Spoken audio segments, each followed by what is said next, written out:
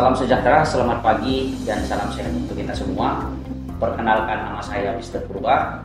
Saya merupakan salah satu dosen Politeknik Negeri Medan, jurusan Teknik Komputer Informatika, program studi Teknologi Rekayasa Multimedia Grafis.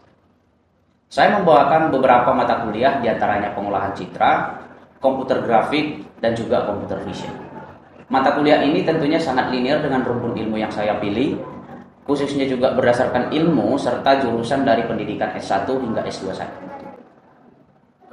Mata kuliah pokok saya adalah mata kuliah pengolahan citra yang saya ajarkan di semester 5 program studi Teknologi Rekayasa Multimedia Grafis. Yang mana mata kuliah pengolahan citra ini merupakan mata kuliah yang dapat memberikan mahasiswa kemampuan untuk menganalisis serta merancang algoritma dengan metode yang efektif dan efisien pada implementasi perangkat lunak multimedia. Mahasiswa juga mampu melakukan pengujian performance, efektivitas, dan kualitas penerapan sistem dan konten teknologi multimedia grafis. Adapun bahan kajian atau materi pembelajaran adalah sebagai berikut. Yang akan diramu dan disajikan dalam pertemuan sebanyak 16 kali, di mana pertemuan 1 hingga pertemuan ke-7 adalah proses belajar mengajar, kemudian pertemuan 8 adalah ujian tengah semester, kemudian dilanjutkan kembali pertemuan 9 hingga pertemuan 15 dengan proses belajar mengajar, dan pertemuan 16 adalah ujian akhir semester. Pembelajaran ini dilakukan dengan metode blended learning berdasarkan model case-based learning, yang mana sedang dikembangkan juga untuk penyesuaian kurikulum yang baru berbasis OB.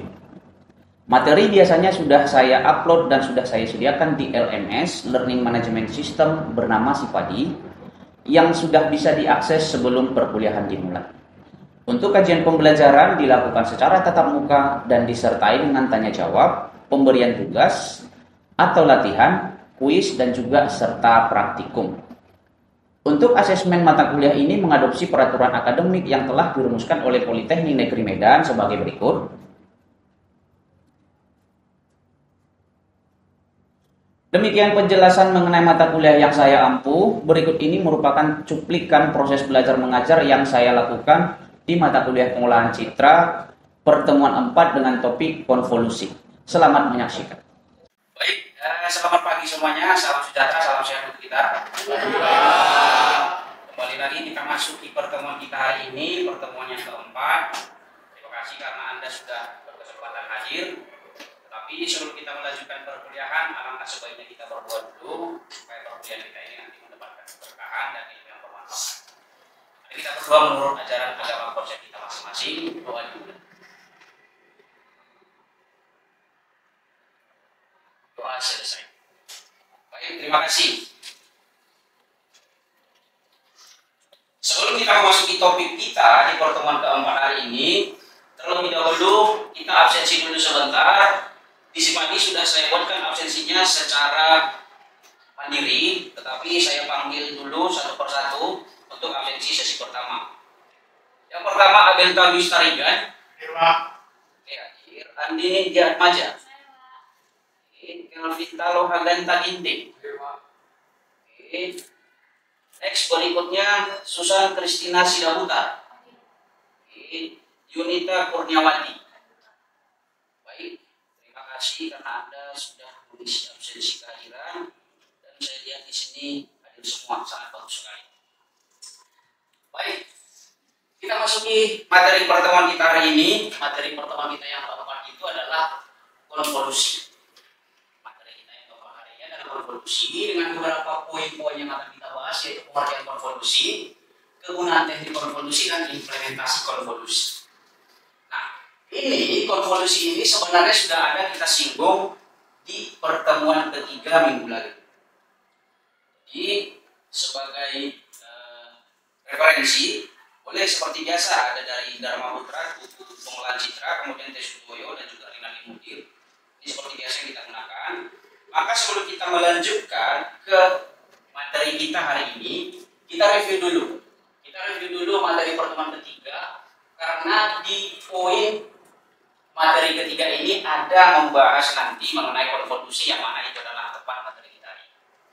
Di minggu lalu, pertemuan ketiga kita membahas operasi-operasi yang dilakukan pada pengolahan citra yang bisa dikelompokkan menjadi 4.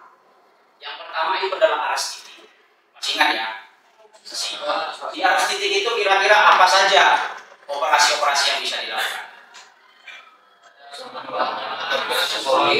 Ada pengembangan.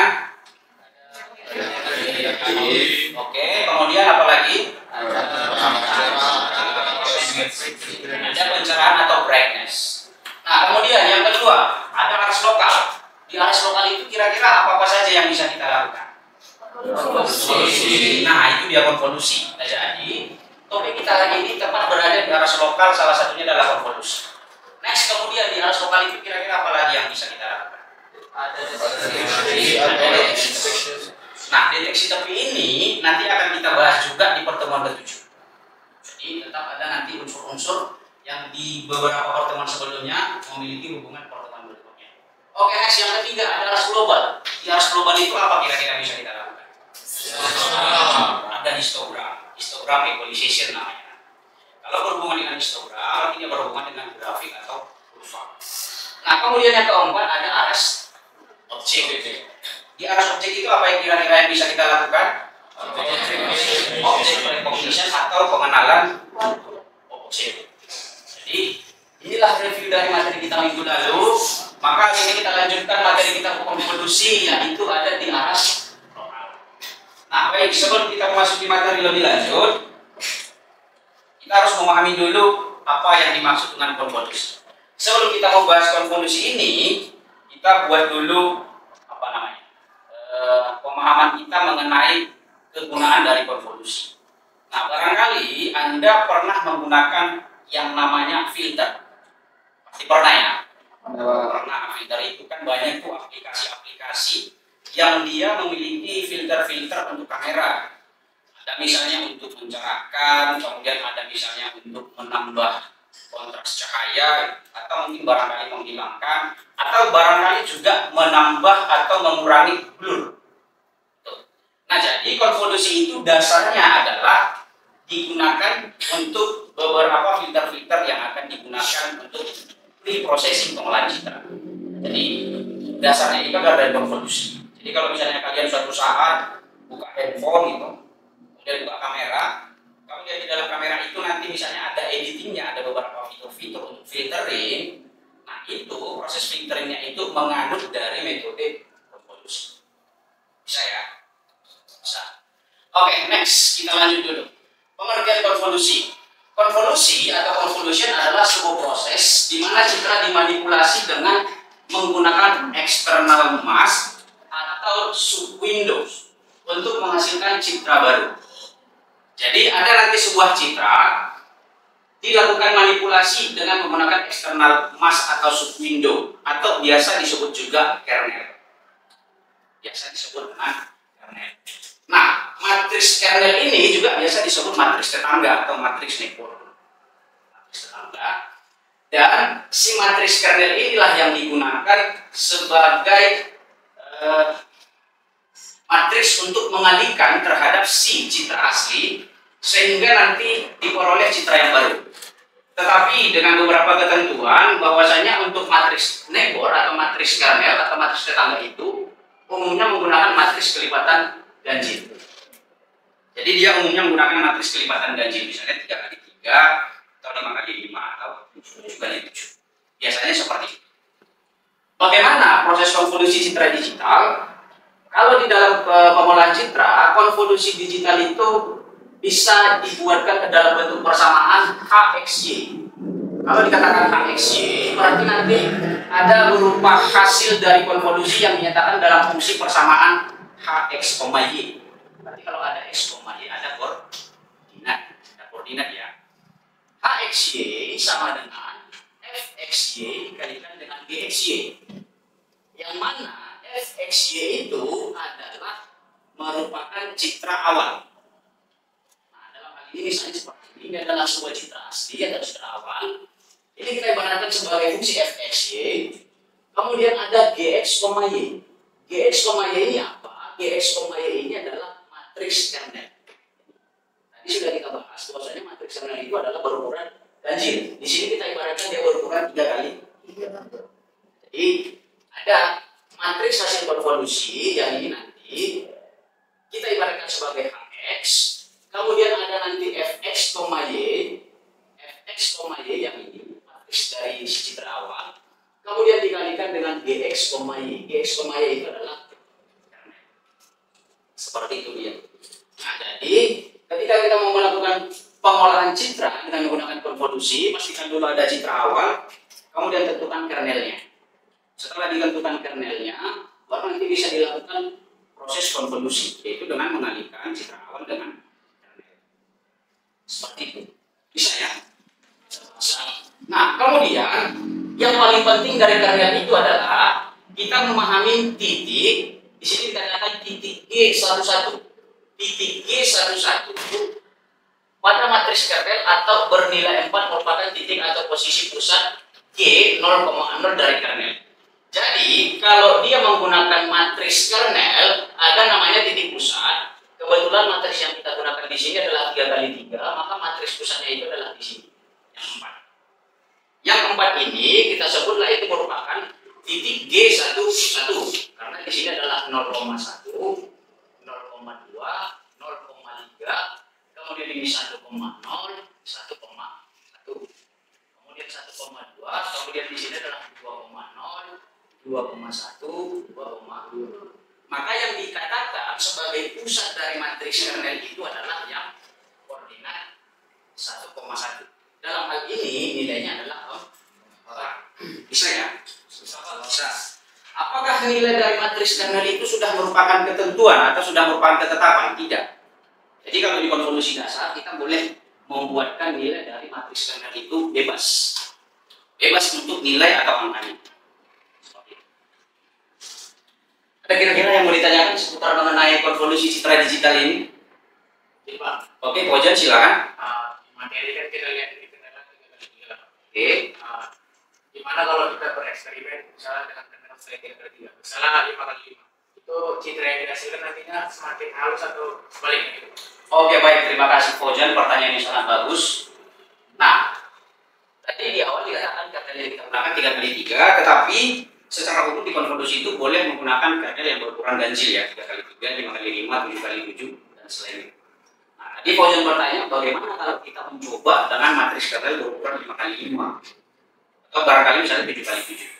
Nah, dengan asumsi apabila nanti citra yang kita gunakan sebagai kernel ukurannya lebih besar, maka otomatis citra yang mengalami perubahan akan semakin sedikit. Jadi hal itu tentu berpengaruh. Citra hasil nanti dia akan lebih sedikit mengalami pengkaburan. Jadi lebih blur sedikit dibandingkan dengan kalau kita menggunakan yang 3 × 3. Karena kalau 3 × 3 dia nanti akan lebih banyak piksel-piksel yang mengalami konvolusi sehingga perubahan citranya lebih banyak.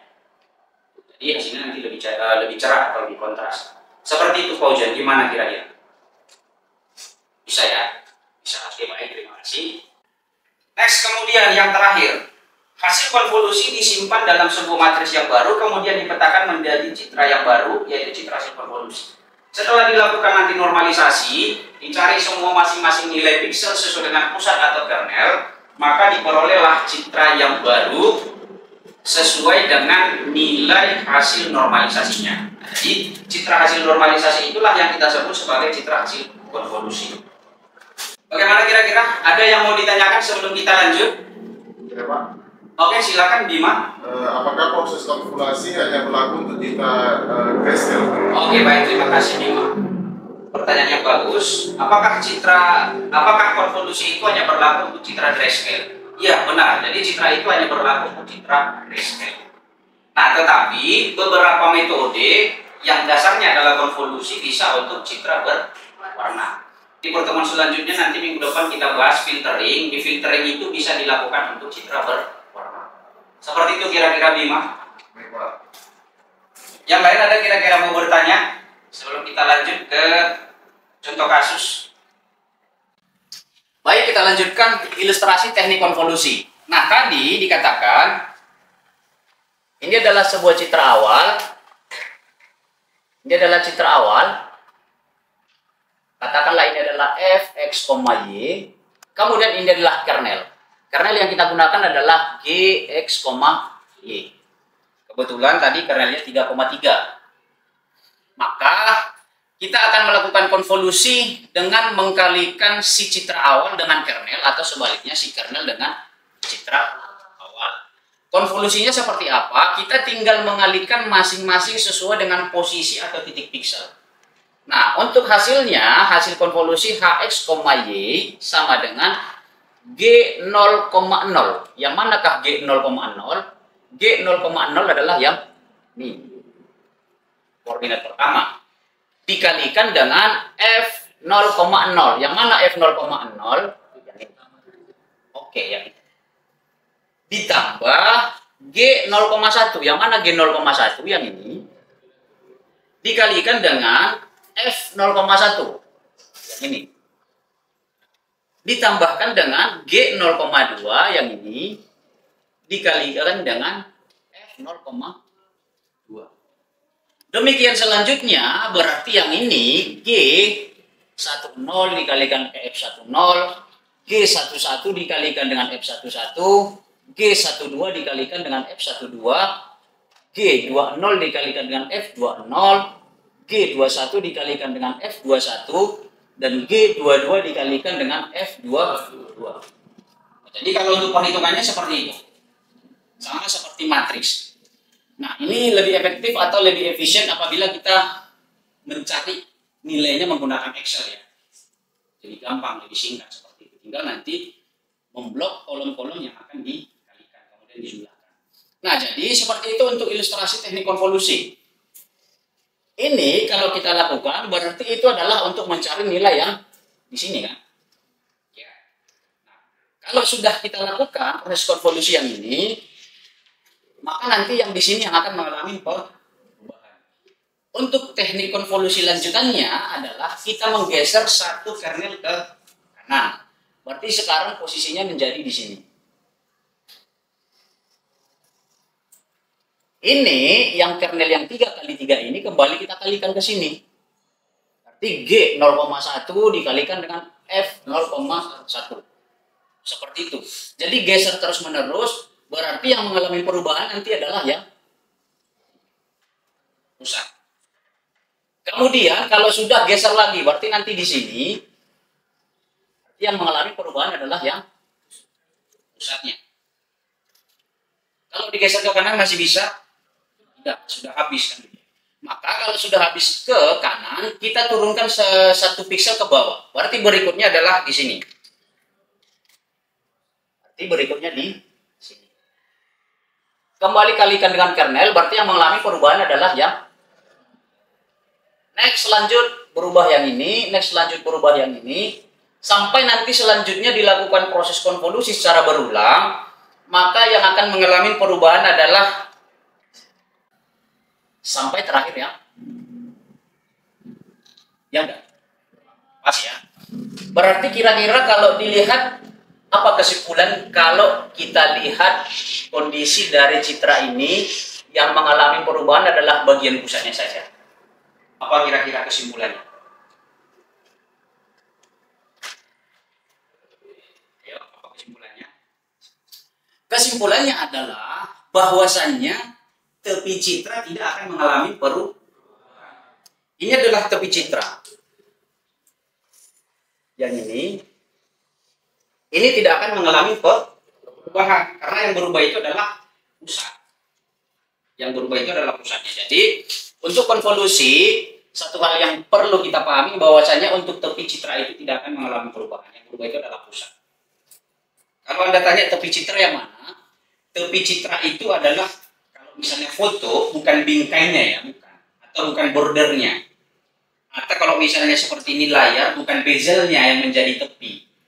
Kalau di dalam pengolahan citra, yang menjadi tepi itu adalah batas antara objek dengan background. Batas antara objek dengan background. Itu yang menjadi tepi. Nah, jadi, kurang lebih seperti itu ilustrasi atau teknik konvolusi yang akan kita lakukan. Maka, kita akan coba memasuki contoh kasus dari konvolusi.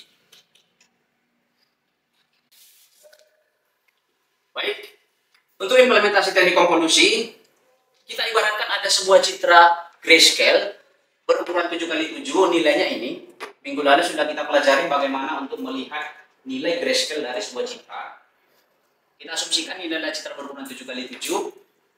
Kemudian ini adalah matriks kernel. Kita asumsikan juga nilainya seperti yang di sini depan, berukuran 3x3. Nah, jadi ini yang akan kita coba lakukan konvolusi antara si matriks kernel berukuran 3x3 dengan si citra awal sesuai dengan algoritma yang tadi.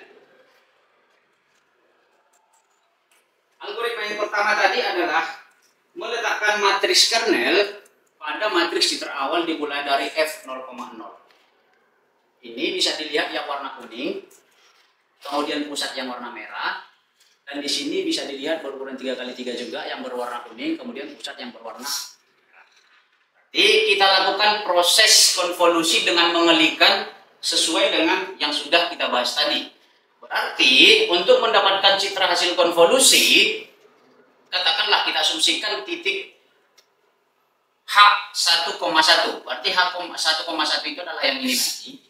Dari manakah 104? Kita akan coba mencari secara manual. Maka kita lakukan proses konvolusi. Konvolusi pada titik H1,1. Berarti untuk mendapatkan nilai yang H1,1 ini adalah dengan mengkalikan si citra awal terhadap si matriks kernel. Atau sebaliknya, si matriks kernel kita kalikan sesuai dengan besarannya ke si citra awal. Maka kita kalikan coba 0 dikalikan dengan 2, 1. Yang ini. Kemudian ditambahkan minus 1 dikalikan dengan 17, yang ini.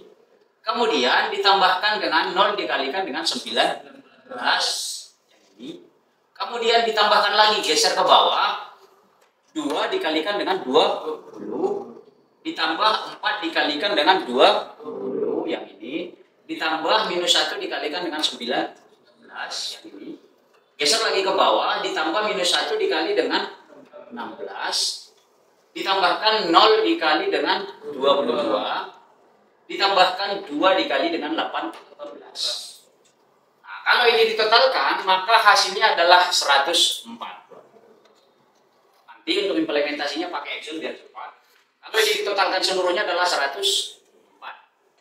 Maka nilai awal yang tadinya di sini adalah 20, kita ganti menjadi 104. Sehingga di sini yang nilai awalnya tadi adalah 20, kita ganti menjadi 104. Seperti itu prosesnya. Jadi kita hanya perlu melakukan perkalian dari masing-masing nilai intensitas di dalam kernel terhadap si citra awal tersebut. Bagaimana kira-kira bisa dipahami? Oke, biar lebih paham lagi kita coba lanjut ke yang kedua. Berarti yang kedua sekarang adalah kernel tetap, tetapi pengalinya untuk citra awal bergeser 1 piksel ke kanan. Berarti sekarang di sini.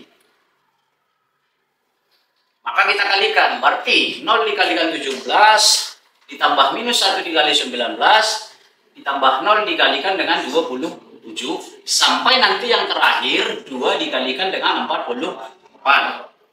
Ini. Maka hasilnya nanti adalah 134. Hasilnya 134. Sehingga yang nilainya di sini adalah 19 digantikan menjadi 134. Jadi seperti itu nanti prosesnya berulang terus. Berarti geser lagi ke kanan, geser ke kanan, geser ke kanan sampai nanti proses yang terakhir di sini. Nah, yang berubah nanti adalah dari 25 di sini. Bisa dipahami ya?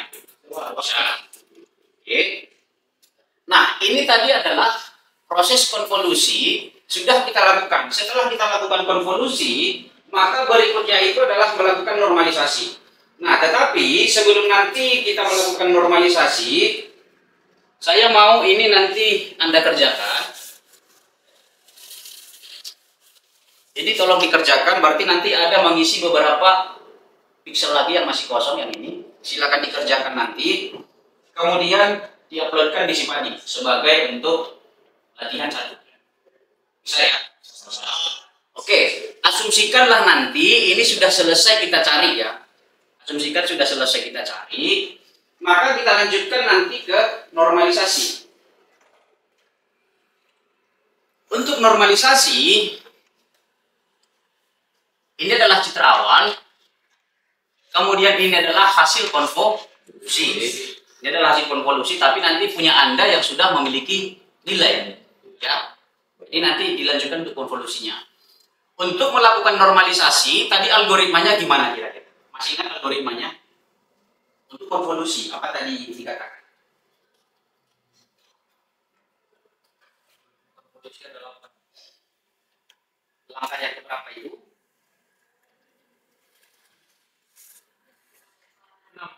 Yang ke-6. Normalisasi nilai hasil konvolusi. Caranya adalah bila nilai konvolusi lebih kecil dari nilai minimum, derajat keabuan dari citra awal tersebut, maka nilai hasil konvolusi adalah menjadi nilai minimum. Dan bila nilai hasil konvolusi lebih besar dari nilai maksimum, derajat keabuan citra awal, maka nilai hasil konvolusi adalah menjadi nilai maksimum derajat keabuan citra awal. Berarti dari citra awal tersebut kita membutuhkan dua variabel. Variabel pertama adalah nilai minimum, kemudian variabel yang kedua adalah nilai maksimum. Itu ya. Kita membutuhkan nilai minimum dan nilai maksimum. Itu yang akan kita bandingkan nanti. Oke, maka kita kembali ke kasus. Kalau misalnya nilai hasil konvolusinya itu di sini adalah 9. Berarti kira-kira berapa nilai hasil dari normalisasi? 12 bisa ya, berarti sudah paham. Kenapa? Karena 9 itu kalau kita bandingkan, apakah dia lebih besar dari nilai maksimum? Ya. Apakah dia lebih kecil dari minimum? Ya, karena dia lebih kecil dari nilai minimum, maka yang diambil menjadi nilai normalisasi adalah nilai minimum. Berarti di sini adalah 12. Seperti itu kira-kira untuk proses dari normalisasi matriks hasil konvolusi, sehingga nanti citra hasil normalisasi ini yang memiliki nilai intensitasnya inilah menjadi citra yang bisa dipahami ya. Nah, baik. Maka untuk sesi berikutnya silakan dulu dikerjakan. Tadi sudah saya instruksikan untuk mencari nilai dari masing-masing hasil konvolusi di titik-titik piksel yang lainnya. Ini ada beberapa lagi. Silakan dulu dicari. Kemudian silakan nanti diuploadkan ke Sipadi. Waktu Anda untuk mengerjakannya adalah 1 sesi. Ada kira-kira pertanyaan? Tidak ada? Oke, baik. Jadi, seperti itu kira-kira yang perlu untuk dipahami mengenai materi kita di konvolusi. Mudah-mudahan materi kita hari ini bisa memberikan manfaat, bisa memberikan dampak, dan bisa dipahami. Dan jangan lupa untuk minggu depan materi kita selanjutnya akan kita bahas yaitu filtering. Filtering itu yang mana tadi sudah ada juga disinggung di bagian aras. Itu ya, jadi nanti boleh dicari referensi, boleh dicari sumber. Referensi tadi sudah kita sebutkan, boleh dipelajari terlebih dahulu di rumah supaya minggu depan untuk penyampaian materinya lebih gampang. Nah, kemudian yang berikutnya jangan lupa submit tugasnya di sini. Baik, saya rasa sampai di sini perkuliahan kita. Sampai ketemu di perkuliahan berikutnya. Selamat pagi dan salam sejahtera untuk kita semua.